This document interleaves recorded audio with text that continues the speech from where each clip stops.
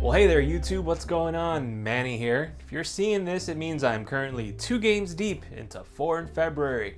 This week's game? Arktika.1. Made by the esteemed developers of the Metro series, Arktika.1 is their first foray into the realm of VR shooters. This game sports a hell of a flashy trailer that can't help but remind you of the Metro series as a whole, and a Metro game in VR sounds like something I'd be way into. But you see, the problem with trailers for VR games is that they can never fully do the experience any justice. And on the flip side, a trailer might actually make a VR game look way better than it actually is. So which of these two does Arktika.1 fall under? Well, I guess you're just gonna have to watch the review and find out.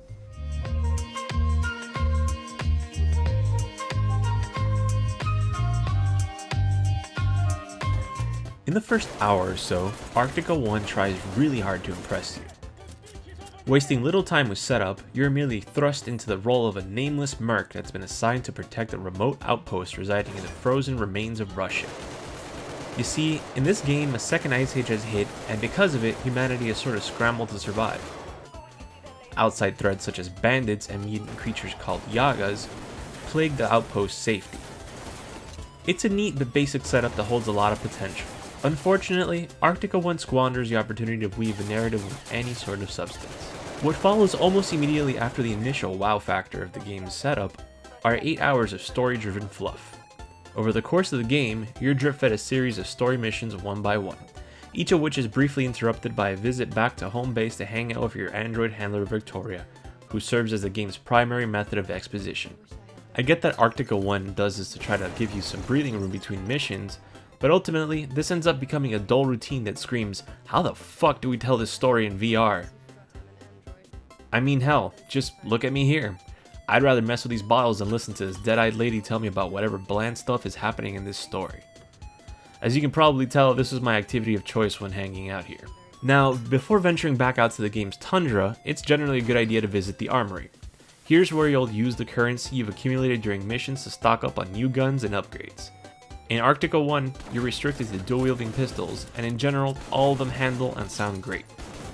There's a decent amount of variety here, and every gun manages to feel unique with their own firing rates, accuracies, damage, and methods of reloading. Add to that some neat scope attachments, and you've got a rad little arsenal in your hands. And if you want to take those newly 3D printed weapons out for a test drive, you've also got access to a firing range, as well as a VR combat simulator that you go into using an in-game Oculus Rift. How very meta. While the gunplay itself is incredibly polished, the game built around this gunplay wears out its welcome sooner rather than later. Every mission you're sent out on consists of a series of forgettable story-based objectives, incredibly lame puzzles, and a healthy dose of combat arenas mixed in. The combat arenas actually tend to be the general bulk of every mission. Enemy types are limited to 3 different kinds of bandits and 1 kind of Yaga. This isn't exactly a great variety of things to shoot, and after a while every arena you go in starts to feel very samey because of this. While in a shootout you can teleport between pre-designated positions that can either provide more cover or a more aggressive spot to unload from. It's a neat premise in theory, but teleporting around in the heat of an intense firefight can leave you feeling a bit disoriented. Now, I get it, I've been shitting on this game ever since the video cut away from my face, but Arktika.1 isn't all terrible. Because the guns feel so goddamn good to shoot, some of the better designed combat arenas can be pretty damn fun.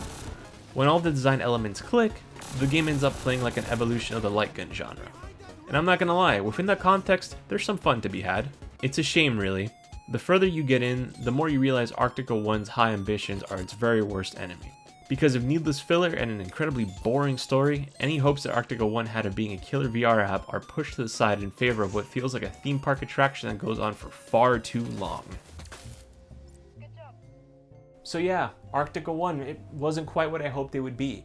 In failing to provide any meaningful evolution for VR as a medium, it really squanders its potential. And I know that VR is still in its infancy, and it's going to take a while for this kind of game to catch up to the more traditional experience we're used to on other gaming platforms. But still, Arktika.1 was such a bummer. So now that I'm done with Celeste and Arktika.1, I'm moving on to something 8 years in the making. I'm talking, of course, about the sprite-based Metrovania game, Iconoclasts. So keep your eyes peeled for that, and if you enjoyed this video and you want to let me know what you thought, go ahead and leave me a comment below. Maybe like the video, maybe you don't, maybe you'll subscribe, maybe you won't, but I really hope you will.